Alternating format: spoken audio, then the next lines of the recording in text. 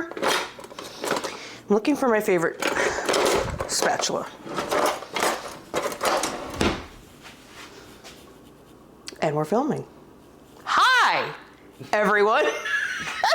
This is my favorite spatula because it has like a U shape in it.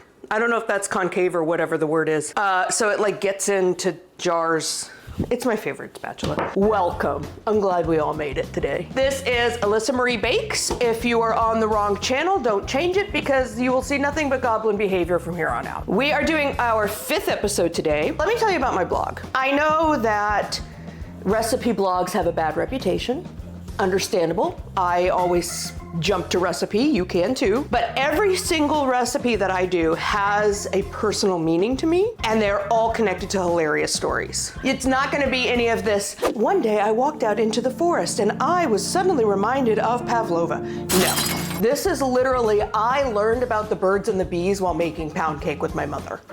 Go read the blog, it's hilarious. This specific one today, I absolutely love. I am so excited to share this one with you guys. I'm not gonna give you the full story, read the blog, but I'm gonna give you a synopsis. So when I was little, my dad was a preacher. He was a traveling evangelist, and we would travel from church to church and either be at revival or dad would preach at the revival. So we were on road trips constantly. We moved a lot when I was a kid, and we did road trips a lot while I was a kid. And then as I got older, my grandma Reba had moved to Oklahoma, so we would travel from Kentucky to Oklahoma and back once to twice a year. And my dad's kind of a prankster, funny guy, and we would stop at a gas station and we would all be like, Dad, can we please get a snack? Can we get a snack? Can we get a snack and a drink? And my dad, who is 6'6", just a giant man, is like, well, I don't know. Like super serious. But then of course we always got one. And he's just imposing, like when he walks in a room, it's like, well, Elizabeth, I'm gonna go to Blockbuster and return the videos. I file my taxes quarterly now. I would like a Cobb salad, but hold the turkey, please. Dad, I'm so sorry. So anyway, he would pretend like we weren't going to, but we always did. And one of my favorite things in the South were these like pecan twirls, kind of like a cinnamon roll with pecan in it. And they were just chewy and bready. And then I would eat the outside to get to the middle part that's like the gooey center, which I loved. And I would always get this drink that does not exist anymore because I'm old. And it was a vanilla soda. So I'm gonna teach you today how to make these pecan twirls that I love so much, the closest I can get to replicating them. And then if you go on the blog, I have a recipe for the vanilla soda, which I will be drinking with my pecan swirl at the end of this. Let's roll. First things first, melt 3 tablespoons of butter. I don't care if you do it on the stove. I don't care if you do it in the microwave. Just melt 3 tablespoons of butter. The second thing I want you to do is to find a warm place in your kitchen. I have a gas oven, so I put things on top of that. If you don't have a gas oven, put it on top of your refrigerator. That is a warm place that will keep the butter warm because we want it to stay melted for the duration of this recipe. I have my 3 tablespoons of melted butter, always in a mason jar, on brand. And I'm gonna set this on my gas stove to keep it liquid. So we are going to use your mixer with a dough hook attachment. The next thing we're going to do is I'm gonna grab a saucepan.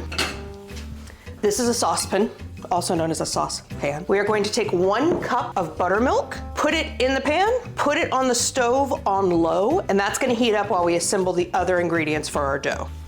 You probably have noticed, I'm gonna come back and say that. You've probably noticed I use buttermilk in almost all my recipes. Buttermilk is amazing. It adds a little slight tang so things aren't overly sweet. It makes it light and fluffy and airy and just a little softer. So if you have a choice between milk and buttermilk, I will always choose buttermilk. Let's start with 3.5 cups of bread flour. I know we normally use all-purpose flour, but we want that chewy texture on these on the outside that's a little more bread-like. We're basically making a bread. So we're using the bread flour with a higher protein content, which is gonna give us more gluten, which is that stretchiness that you need to make the structure of bread. We're gonna do 1/3 cup of just regular old sugar. We are going to do a teaspoon of salt. So just a heads up, salt slows yeast down. So I always put salt on one side, yeast on the other side. 4.5 teaspoons of yeast. Yeast is similar to sea monkeys. Sea monkeys you put in water, they kind of revive and come back alive and they're moving creatures. Yeast is dehydrated. You put it in a warm environment with some sugar and it's gonna come back alive and it's going to help your bread grow, which is why we're heating the buttermilk. So put your yeast in. That's 4.5 teaspoons or 2 packages of rapid rise yeast if you buy it in packets. We're gonna check the temperature of the milk. This is my handy gun that checks temperature, see? It's 67 behind all these lights. That's how cold my house is. You want it between 120 and 130, and we're sitting at 83. We can bump up that flame a little bit. That's gonna get it real hot real fast. See, we're already up to 106. 105, 7, 8. 4 tablespoons of softened butter. This is about room temperature. When you put your finger in, you get an indentation. The last thing we're gonna add is 1 egg. And I'm just going to slowly start stirring this together. All right, now we're gonna add our buttermilk. You can add that all in one go. The most important thing is don't overheat the buttermilk. If you get it too hot, it will kill the yeast and it will never rise. So we're gonna stir this around. I've got it at about a 2 speed, because you know mixers have speeds. And we're just gonna let that get all together and married. Just like you and your husband. Just like me and my husband. We're so happy. We're gonna kill each other after this. Once it starts to come together like a dough, we're going to time it. So it's probably a good idea for you to have a timer. So we're letting it stir all together. I'm gonna crank it up just a little. Now that the flour is incorporated, we can crank it up to whatever we want. All right, it's all mixing together, so we are gonna put it at 6, which is kind of a medium-high intensity. And you'll see it automatically starts becoming a dough. We're gonna set the timer for 4 minutes.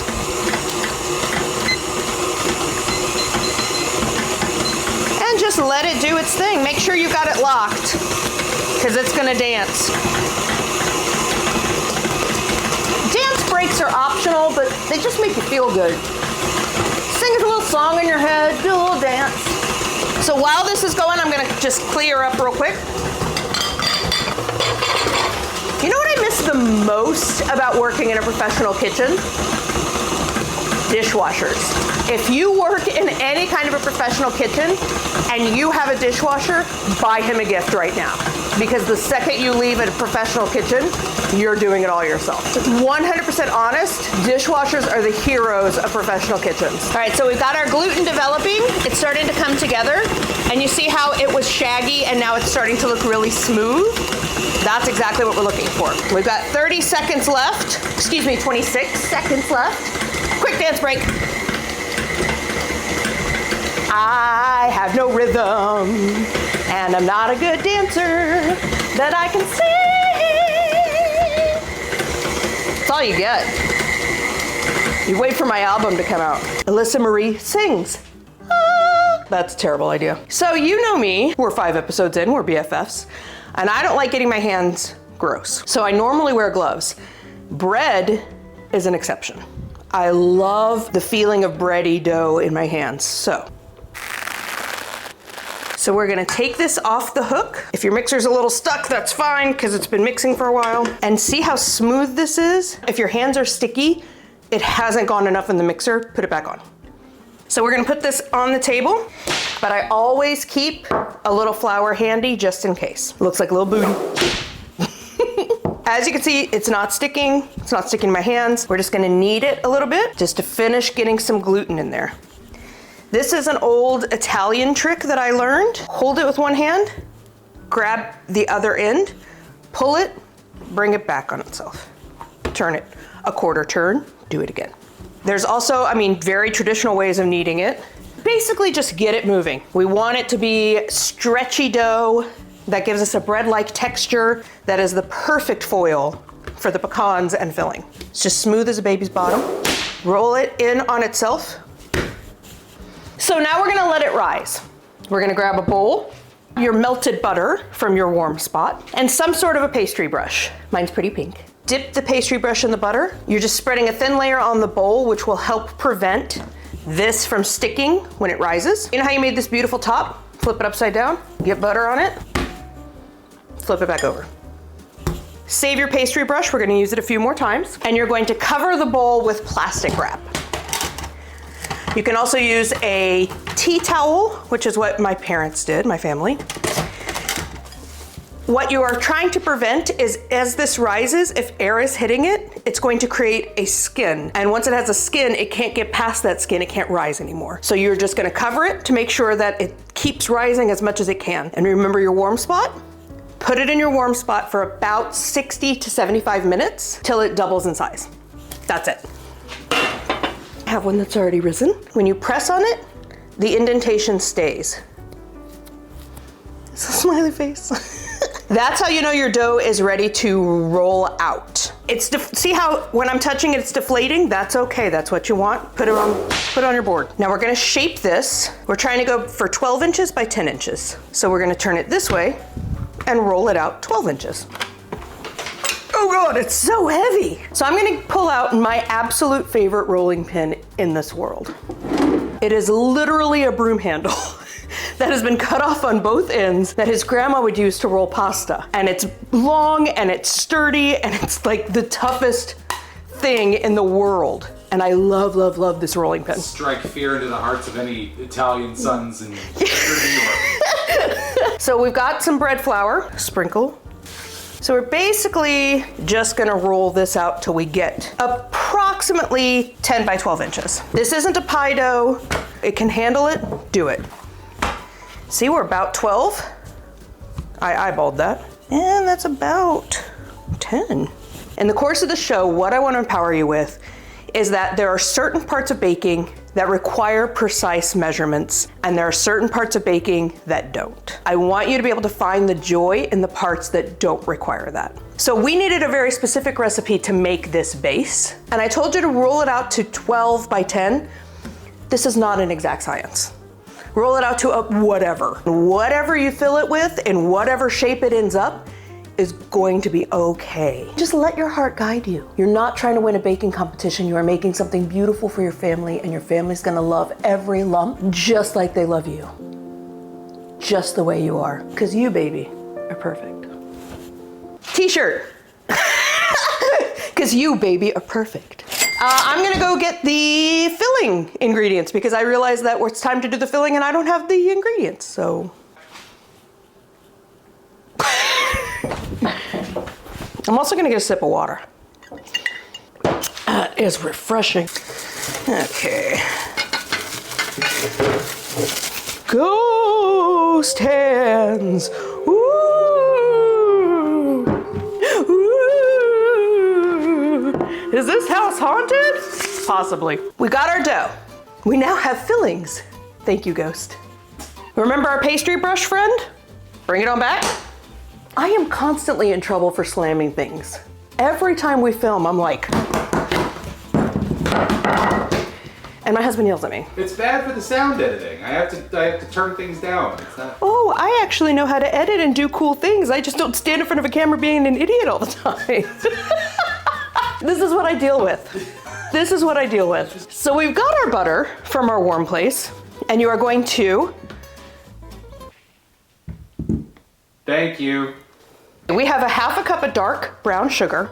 I prefer the flavor of dark brown sugar because it's got a more molasses flavor than light brown. If you have light brown, don't worry, it's gonna be delicious. 1 tablespoon of cinnamon, and then 1 teaspoon of kosher salt. Just mix that up. Make sure there's not any lumps. You're just gonna break those up with your hand. Okay, now we're gonna set that aside and brush butter. Whoop. Doesn't have to be an extravagant amount. Really, we're just trying to get that filling to stick all the way to the edges. We're gonna take the filling that we just made, sprinkle, sprinkle, sprinkle, all over the dough. It does not have to be perfect. We are just trying to get it on here. If you come across any big lumps, just break them up. We are just gonna spread it out. Just use your hands. Just spread it out. We're going all the way to the edges. As even of a layer as you can. All right. If it goes over the dough, don't worry about it. I'm gonna show you what we're gonna do at the end. You're also gonna take between 1 to 1.5 cups of pecan pieces because we live in an amazing world where you can just buy already cut pecans. That was not the case when I was little. This is incredible. So between 1 to 1.5 cups of pecan pieces, sprinkle the pecans all over, but leave about 1 inch. That's what's gonna be our delicious, almost caramelly center. We're just gonna stretch it barely. We don't want to overstretch it, but you see how we're just going to stretch it? roll it on top of itself, push it in. Stretch it barely, roll it on top of itself, push it in. Now we're going to continue that. We're not going to pull it out anymore. We're just gonna roll over that. Now we are at the pecans. We're gonna enter those into this situation. Now we're just gonna seal the bottom a little bit. So as you can see, when I rolled, I lost some pecans. Don't stress, stick them back in. Just cut the end off. Now we're going to prepare the pan. So grab a muffin tin, grab some dark brown sugar, grab your butter and your pastry brush. Just gonna do a light coat of butter. It's just gonna add a little bit of extra flavor and a little bit of non-stickness. That's a professional term, non-stickness. The other benefit of adding the butter to the muffin tin is we're gonna have this rise one more time. So the butter is gonna help lubricate it like we did for the bowl. So from your handy tool wall, which I know we all have, grab measuring spoons. Take your teaspoon. You're just gonna take a teaspoon of brown sugar. Doesn't have to be packed, doesn't have to be perfect. Pop it in. As this bakes, this is going to create a beautiful little, almost caramel bottom. That's it's so it's like the best part. This is very nostalgic for me. I'm very happy, and I miss my family. I love you guys. So we've got our muffin tin ready. As you can tell, we have 10 little holes. That's 12 holes. As you can tell, we have 12 little holes, so we're gonna make 12 little rolls. Don't stress about all of this that's fallen out. I'm gonna show you what we do. We're gonna take this and we're gonna score it in half. We're not gonna cut it all the way through. Take your 2 pieces, eyeball it, about in half, and score each of those into thirds. Again, score half, do that into thirds. As you can see, I eyeballed this, and this piece is gigantic and this piece is small. That's okay, don't stress out. These turn out delicious every time. Where we've scored everything, we're gonna take our super sharp knife and just cut straight down. It doesn't matter that they're being squished. Don't stress, you're not doing it wrong. See how squished mine are? Take the end, put it in your hand, make it circular again. Pop it in the muffin tin. That's why it doesn't matter so much about the shape. This is going to prevent it from being any other shape than round. Grab it in your hand, twist it back around, pop it on. So I'm gonna get these in here. As you get to the middle, you'll see that they're a little bit more round and you can kind of get a little more loosey-goosey with them. Gather up all the filling that fell out. Just take a little bit in your hand, sprinkle it on top, and that's gonna make a gorgeous, delicious topping. That brown sugar is gonna melt. Those pecans are gonna meld in there and roast. Oh, it's gonna be so good, y'all. So again, if the filling falls out, if you don't cut the right amount, we're okay. All right, now we are going to dust our hands off. I probably have some undiagnosed something. We are going to cover this with plastic wrap.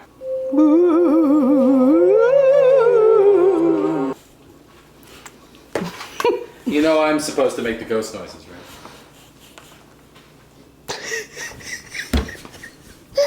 My thought process was my hands are on camera, so they know it's not me, it's a ghost. I'm the worst ghost ever. So we're gonna cover this loosely with plastic wrap. It's gonna go back into our warm place, but only for 30 minutes this time. It's just gonna rise up and double. I'll see you in 30. Not for real though. Like, we'll edit the 30 minutes out. You won't know I'm gone.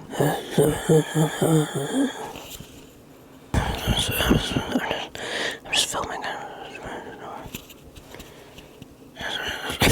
I'm gonna take a minute. I'm gonna clean up our mess here while we're waiting our 30 minutes. Grab your note cards because we all cook with note cards.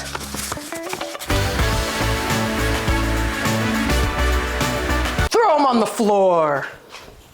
So we've let our pecan twirls rise. What is up with that? And see how they just kind of reabsorb some of that brown sugar, some of those pecan. These look good. So good. You are going to put these in the oven that you magically knew to preheat to 350. Surprise. So pop these in the oven. They're gonna cook for about 20 to 25 minutes. You're just gonna look for them to be done and brown and delicious. Look at these. They finished puffing up in the oven. They're nice and golden brown. Gorgeous. So we're gonna let these cool. 15 minutes, roughly. Just cool enough. We're gonna make the pièce de résistance, which is the glaze. So let those come to room temperature while I scurry and get my mise en place glaze. Is that a scurry? I don't know, do another one. That was a good one. That's a take. Aww. Everything we've done up to now is to try to make these taste exactly how I remember them in my childhood. There was always this delicious glaze on top that would just pour into the middle, and it was so good. So we're gonna recreate that with some powdered sugar, some vanilla, and some orange juice. If you remember, we made a similar glaze for the lemon bundt cake. You watched that episode, right? That's episode number ding. No, you didn't watch that. That's the next episode. Oops. So 2 cups of powdered sugar. You're gonna add 1 teaspoon of vanilla. Then you're gonna grab your handy dandy measuring spoons. And we are going to add between 3 and 4 tablespoons of orange juice. So I'm gonna start with 3, and let's see where that gets us. This is very much an eyeball and preference thing. So you've got that orange flavor in it. We are just trying to get it to the consistency that we like. If you add too much, add some more powdered sugar. If it's still really thick, add some more orange juice. But add the orange juice 1 tablespoon at a time till it gets to the thickness that you like. So this is a pretty good thickness, as you can see. However, that's a little thick for my taste. So I'm gonna add about 1/2 tablespoon more orange juice. Just see where that gets us. That's good. That is a good spot for me. Oh, that looks so good. So we're gonna clean up a little bit. Grab yourself a beautiful serving plate.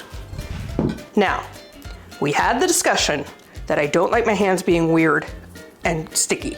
This glaze is weird and sticky.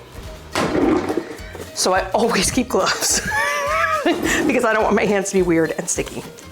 So you're just gonna take a cooled pecan roll right out, and you're gonna invert it and dip it right in the glaze. If your pecans fall out, who cares? Just shake off the excess, let it drip on in. Pull it out, shake off the excess, and let it drip on in. You see, that's the good gooey part. This is that brown sugar that we put in there that made a little caramelization. Delicious.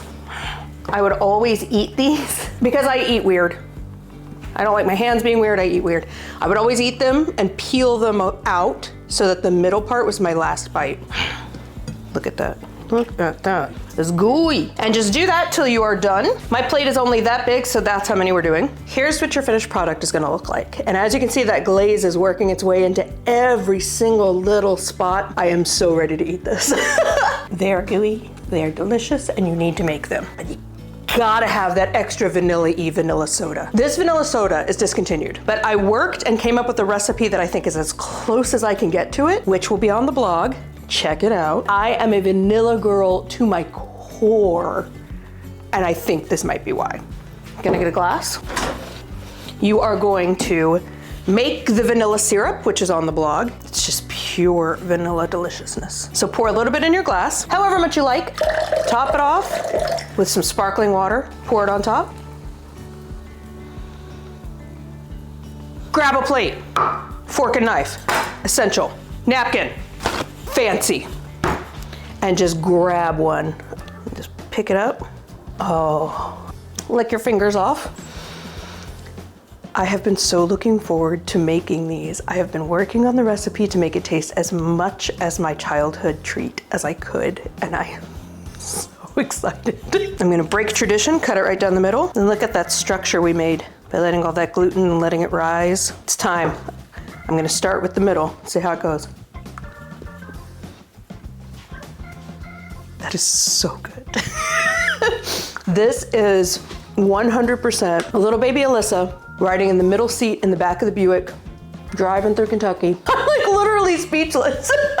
It's got that chew because we did more of a bread, and that glaze with that little bit of orange just like freshens it up and lightens it up. You've got to make this. Don't forget your soda. It's so vanilla-y that you can literally see the vanilla bean in the drink. Okay. The pure essence of vanilla with some sparkle. It is exactly what I used to drink every road trip. All 5 of us, like, haul up in the car, and we would go wherever Daddy needed to preach or wherever we were going to visit family. And we would always listen to oldies, which now I guess are ancient. And we would sing, we were a singing family. We would sing the whole way there, the whole way back. And that is exactly what these 2 taste like. It's very nostalgic for me. I don't think I'm gonna cry, but like, this is such a nostalgic flavor for me. We've got 1 more episode to air for this season. I already teased it. Like, subscribe, save, tell all your friends. Thank you guys for watching. I love sharing my baked goods. I love sharing myself. Love letting you see how insane I am. Plus you get recipes like this. So make sure to comment, like, subscribe, save. You're not gonna regret it. Just like you're not gonna regret eating all of these and not giving your husband any. Give that back.